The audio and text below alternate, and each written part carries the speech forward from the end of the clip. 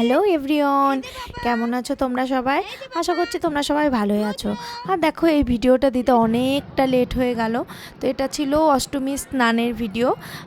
তো মা হচ্ছে ব্রহ্মপুত্রতে গেছিলো অষ্টমী স্নান করতে। আর দেখো, এর আগে অনেক বছর আগে আমরা একবার গিয়েছিলাম, তখন একদমই ভিড় ছিল না। আর এখন কয়েক বছরে এত পরিবর্তন হয়ে গেছে, মানে কতটা ভিড়।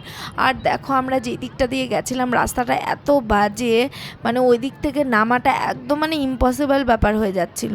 তো শিবুর কোলে ছিল রুদ্র, তো শিবুকে আমি বললাম যে তুমি আমার কোলে দাও, আমি একটু খানিকটা নেমে নিয়ে তারপর শিবুর কোল থেকে আমি নিয়ে মানে এত সাবধান মতো বাবা নেমেছি, মানে ভীষণ ভয় লাগছিল, কারণ জায়গাটা না এত স্লিপারি ছিল, যে দেখতে পাচ্ছ ওরকম বস্তা বস্তা টাইপের দেওয়া ছিল আর স্লিপারি ছিল।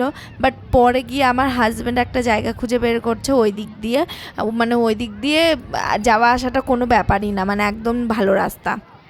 বাট আমরা তখন ওই দিকটা দেখিনি, ওই দিকটা ছিল হচ্ছে আমরা যেখানে গাড়ি পার্কিং করেছি ওই পেছন দিকটা। বাট আর আমরা সামনে দেখেছি, সামনে দিয়ে দেখি সবাই যাচ্ছে আসছে, তো আমরা আর অন্যদিকে আর রাস্তা দেখিনি। তো এই দেখো, রুদ্রবাবুকে নিয়ে যাচ্ছে এই গরমটার মধ্যে। আর আমরা তো স্নান করিনি, মাই স্নান করতে এসেছিলো, তো মা যা শাড়ি শাড়ি নিয়ে এসেছিলো, ফার্স্টে তো ভেবেছিল যে ভেজা শাড়ি পরেই যাবে। তারপর এখানটায় এসে দেখে যে না, একটা মানে চেঞ্জিং রুমের মতো মানে নাম মাত্র, ওই একটু ঘেরাওয়ের মতো দেওয়া আছে, ওখানটায় সবাই স্নান টান করে চেঞ্জ করছে। আর দেখো, জায়গাটা কিন্তু মনে হচ্ছে যে সমুদ্রের সাইডে যে থাকে না চর পড়া বালি বালি ওই রকম। আর এই যে শিবুর কোলে একটু উঠেছে, আর আমি তো এরকম নর্মালিভাবেই গেছি, মানে একটা বাড়ির জামা পরে নিয়ে মুখে একটু সানস্ক্রিন লাগিয়ে নিয়ে গেছি। আর ওখানটায় গিয়ে দেখি খাওয়া দাওয়ার কত কিছু দোকান দিয়ে ফেলেছে। তো আমার তো আবার এইগুলো দেখলে আমার নিতে ইচ্ছে করে, বাট একটু আমার ইমোশনটাকে একটু কন্ট্রোল করে নিয়ে ওইদিকে আমি মিষ্টি নিলাম। ফার্স্টে মিষ্টিগুলোকে খেয়ে দেখলাম, আর মিষ্টিগুলো ছিল বরপেটার মিষ্টি। আর এই দেখো, মিষ্টিটা আমি হাফ খেয়ে নিয়ে আমার বরকে খাওয়াচ্ছি। ও বলছে যে না, খাবো না আমি, তুমি খাও তুমি খাও। বাট তো আমি হচ্ছে ওকে আবার জোর করে বললাম না না, দেখো না, ভালো আছে ভালো আছে। তারপর এরপরে আবার টেস্ট করলাম হচ্ছে কালো মিষ্টিটা, বাট কালো মিষ্টিটা এত ভালো ছিল, আমার বর বলে যাচ্ছিলো যে না, তুমি কালোটাই নাও কালোটাই নাও। তারপর আমি কি করলাম, আমি 10টা কালো মিষ্টি নিয়ে নিলাম আর 5টা সাদা মিষ্টি নিয়ে নিলাম। আর ওইদিকে শিবু জলও খেয়েছিল।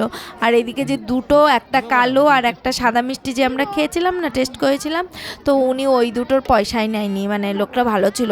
নয়তো গোয়ালপাড়ায় কিন্তু এইরকম করে ফ্রিতে মিষ্টি দেওয়া একদম ইম্পসিবল হয়ে যায়। আর এখানটায় দেখো, মা স্নান টান করতে যাচ্ছে, তো মা আগে চেঞ্জ করে নিল, যেই শাড়িটা পরে এসেছিলো ওই শাড়িটা চেঞ্জ করে একটা অন্য শাড়ি পরলো, তারপর স্নান টান করে নিয়ে এই শাড়ি পরবে। তো মা আবার বলছিল যে ওকে একটু জল ছুঁয়ে নে। তো এদিকে রুদ্রকে তো ওর পাপা একটু ব্রহ্মপুত্রে একটু দাঁড় করিয়েই দিয়েছিল, ব্রহ্মপুত্রের জলে একটু দাঁড় করিয়ে ওর পাটা ছুঁয়ে নিয়ে আসছিল। আর এতটা বেশি গরম ছিল, বাপরে বাপ, মানে একদম দুপুর টাইমটাই গেছিলাম, তো আমরা 11:30 12টা এরকম টাইমে গেছিলাম। আর এত গরম লাগছিল। আর এই দিকটা না ব্রহ্মপুত্রের জল ছিল না। তো বিকেলবেলা আবার রুদ্রর অন্নপ্রাশনে আসেনি, একজন এসেছিল, তো উনি আবার সকালে গেছিলো, মানে ওই দিকটা একটা ঘাট ছিল, তো ও বলছিল যে ওই দিকটা তো দাঁড়ানোই যাচ্ছিল না, কোমরের জল, এত কারেন্ট ছিল, মানে টেনে নিয়ে চলে যাচ্ছিল। আর জোজোর তো পিগি ব্যাংকটা, মানে ঘরটা, পয়সা রাখার ঘরটা তো ওকে ভেঙে দিয়েছে, আর ওটা আজকাল আমরা ব্যান্ডেজ করে রেখেছি, মানে সেলোটেপ দিয়ে আটকে রেখেছি।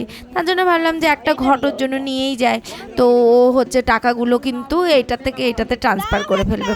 আর জোজোর ইদানিং এই অভ্যাস হয়েছে যে যেই ওকে টাকা দিক না কেন, ও গিয়ে একদম সঙ্গে সঙ্গে ওর ঘটের মধ্যে ফেলে দেয়। আগে কিন্তু আমার হাতে দিত, এখন আর একদম দেয় না।